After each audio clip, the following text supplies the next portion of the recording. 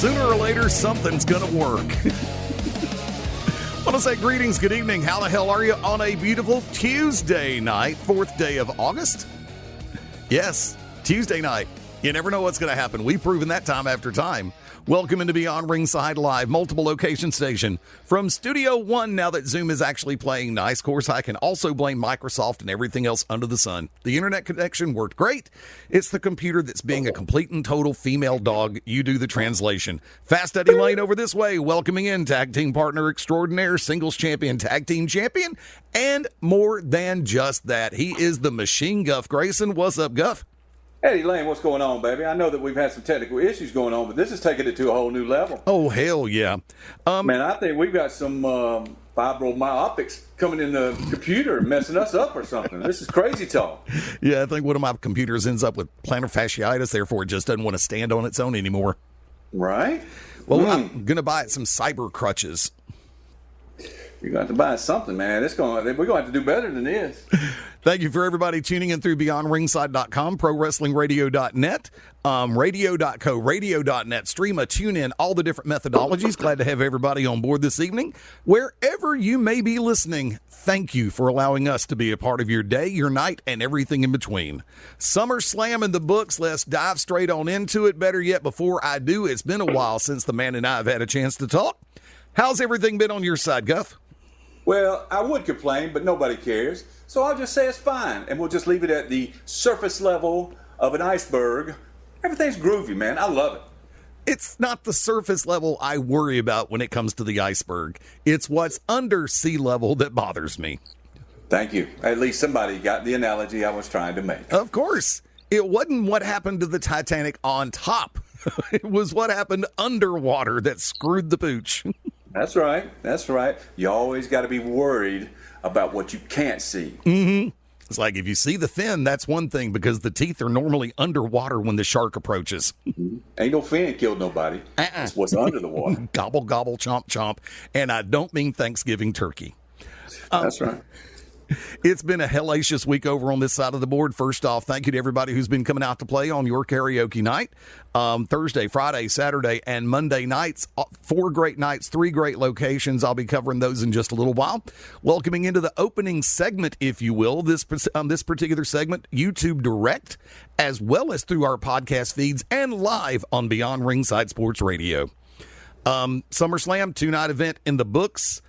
So many things I want to lead with, but I'm just going to go ahead and sit back and say, let's take these one at a time. To start with Saturday night. Night 1 from US Bank Stadium in Minneapolis. I'm going to be honest up front, I did not watch the Liv Morgan Io Sky match. For as much as I am a fan of Io Sky, and as much as I knew that the rest of Raquel and Roxanne were going to rock and rocks. There you go. Mm-hmm. Can almost have a Rocks and Rock Express. Sorry, Ricky. Sorry, Robert. Please don't at me on that. Cease and desist. Cease and desist. Really? We'll get it. It's like, okay, who are we going to put the Midnight Express this week? I'm sorry. I've never been a Liv Morgan fan. I think her character is nothing more than a truck stop lot lizard. I have said that on numerous occasions. Easy. Hey, no. It's not a reflection on the person playing the character. It's the way the character itself is presented on television. Man, you act like she got pulled over with weed in the car or something. Oh, wait, she did. Either that or just trying to have a battle of wits with a pet rock and losing. Yeah, she might be that girl. But anyway, I see what you're saying. Hey, listen, man. If the WWE has been nothing else, it's been predictable. We know who's getting pushed. And I'm not talking about even if you're smart to the business, you've been around it for 10 years. The fact of it is, you can tell. You can simply just tell what's going to happen. This is Liv Morgan's push. This is her moment. How long will it last? Probably till the next Harley Quinn movie comes out. If you said GTA 7, I was going to open fire through the phone line. That was even better. Thank you. Yeah, the funny part of the scenario, like I said, I don't watch it live. I'll watch it later. That way I can fast forward through what I want to fast forward through. And for as much as I love EO, I'm not going to watch Liv Morgan, sorry, I know the way things are going to progress. There's going to be outside interference. I'm going to end up rolling my eyes and going, really, again? And from what I read, that's what occurred. You saw the match, right? I did indeed, and that is exactly what happened. Don't kid yourself. It is exactly. It's as predictable as a Mad Dog Dan Sawyer match. That's all I'm gonna say. That's all I'm gonna say. Damn. That's it. I got no more to say about it. There you go. And that wasn't Titus O'Neil. To which I'll give the everlasting tribute to Mark Mabo Bowman. Okay. Yes. Okay. All right. Yeah, buddy. Second match. Let's cruise on past this one. Match number 2, Saturday night. One I really enjoyed. And this was almost like one of those moments where it was a showcase for so many, 5 out of the 6. And lo and behold,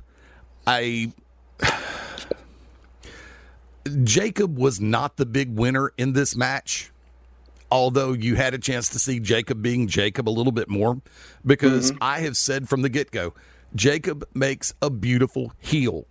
The unpredictability factor, but thing about it is, and this is something that I have said throughout the years as it pertains to professional wrestling, once you domesticate the Tyrannosaurus Rex, you can't always put the toothpaste back in the ketchup bottle.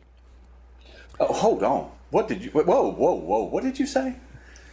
Once they did the face turn on Jacob, it just a lot was lost from his character. And it's again, but you didn't see that coming though. You tell me you saw it coming with them promoting him at ballparks and getting up there riding around in cars and around the park and waving at the fans. I mean, come on. They killed it before they killed it. Yeah, pretty much. I mean, an organic face turn is, and that's part of what occurred, but the creative could have actually sat back and said, no, we need to hold off on this. And then they put him with Roman, goes under to Roman, joins the bloodline forcibly, and now he seems like he's okay with it. Yeah, okay. No, not okay with it. But Yep. I still think Jimmy is way undervalued in a lot of ways. I'm not a Jey Uso hater. I never have been.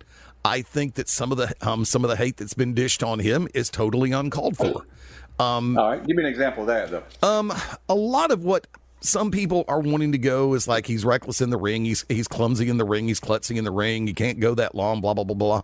And it's like if you put it's the perfect scenario is you have somebody that can work with you, and either you call the match or they call a better match. And I just, like I said, I think that he's better than a lot of the comment sections and the message boards, which are still a thing. Thank you, Reddit. Really let on sometimes, because it's kind of like bashing Nickelback. It's looking back at me, I see that. Okay, sorry. Wrong group. Sorry, go ahead. Didn't mean to do that. I apologize for that. That was terrible. Wrong group. I know, but it's the same premise. Divorce rock, as I call it. Yeah. Okay.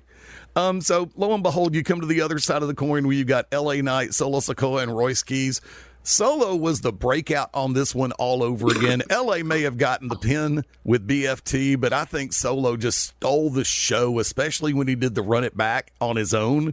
And as Michael Cole would say, did his own little take on the yeet thing. And there is so much.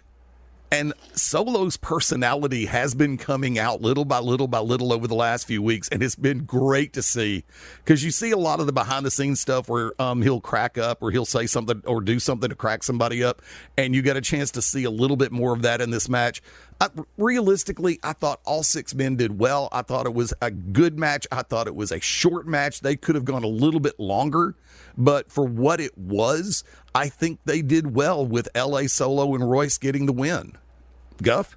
Yep, absolutely. I mean, it was a performance match for each of them to get their highlight and see who could excel to the next level. In my opinion, I can go with that. All of them did fantastic. All of them did great. There was no dead spots or oops. So I have no complaints about that one. Third match of the night, the one that I was personally waiting on. And I was through the roof when he was announced as the national treasure, Nick Aldis. Going one-on-one. No, dude, when you've worked so hard to build that identity, and granted, you drop a lot of that identity when you change roles. I mean, it's easy for some people to make a transition. It's not for others, especially with the intellectual property thing. Yeah. And so once again, for him to be announced as the national treasure, I'm sitting back smiling. I applaud it. I loved it. Gunther is Gunther. He is one of the best in this industry. I don't care what anybody says. He's a throwback, but at the same time can work a progressive style. And this match was what I was hoping it was going to be. Guff, first, your thoughts on this one? Gunther is an aged-up Alex Wright. I mean, if he came out and did the little dance and do this or whatever, look, technically, one of the best. In-ring performance, one of the best. Showmanship, I'm missing it. I just can't see it. Okay, I can give you that one. But you know what I mean? And it's not.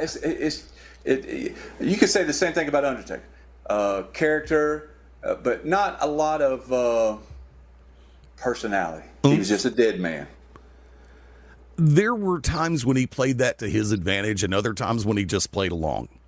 I agree. And there were, like I said, there's times with every personality.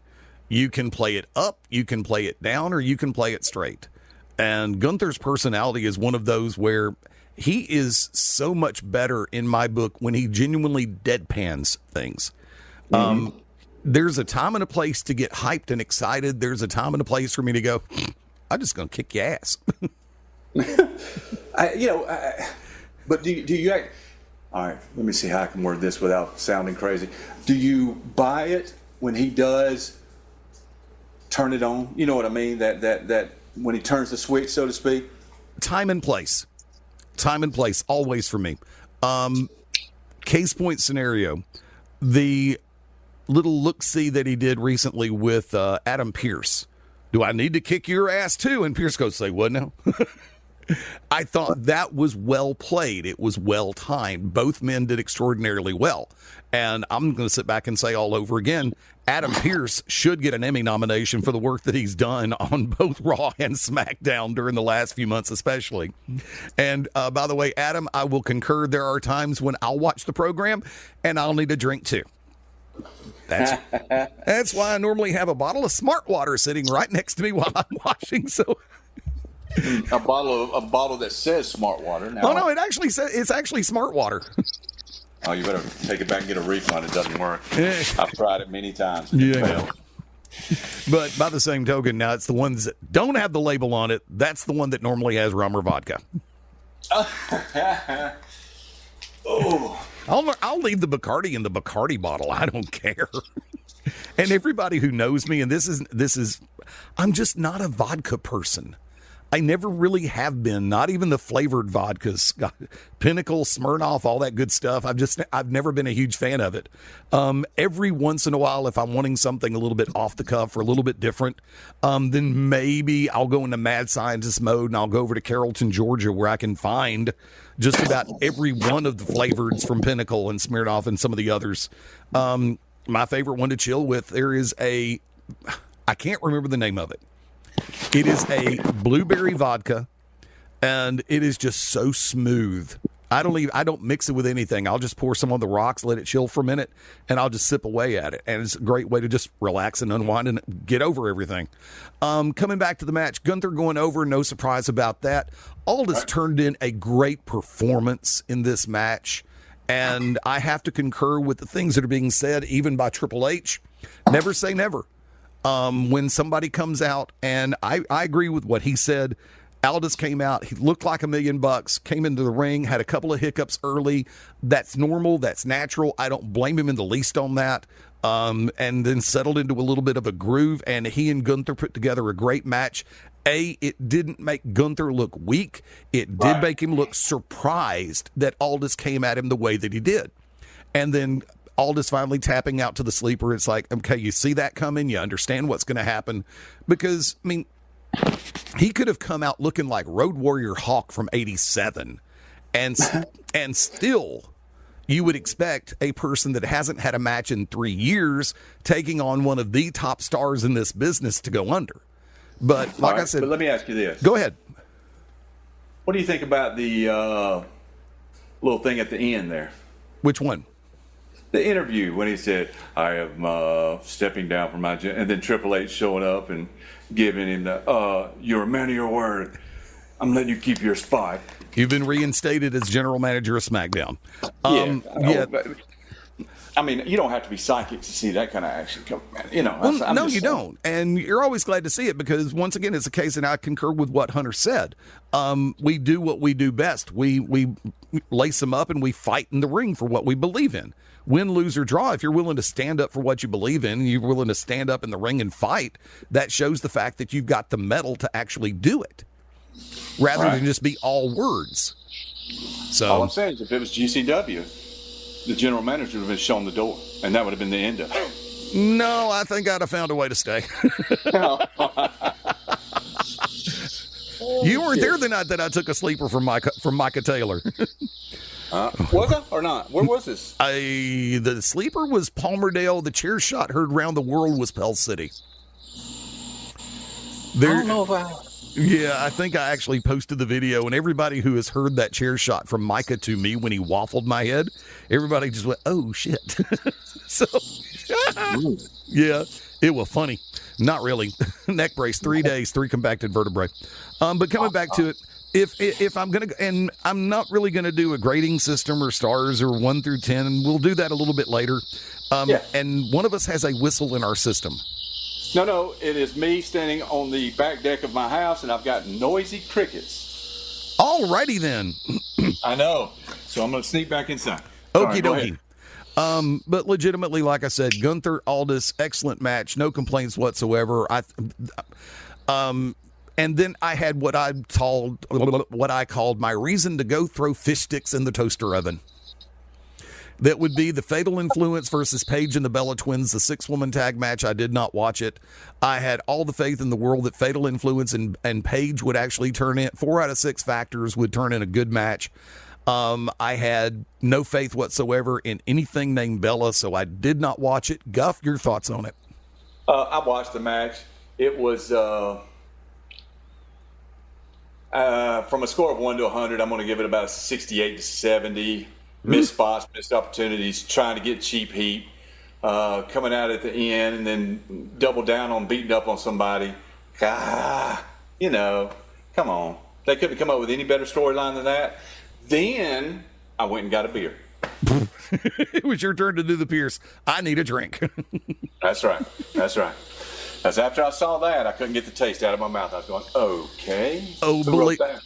Believe me, if I had been watching from Cahaba Brewing, I would have had their American Blonde. If I would have been at the Beer Hog, I would have had one of my favorite beers. It's called Stout at the Devil. Thank you, Motley Crue.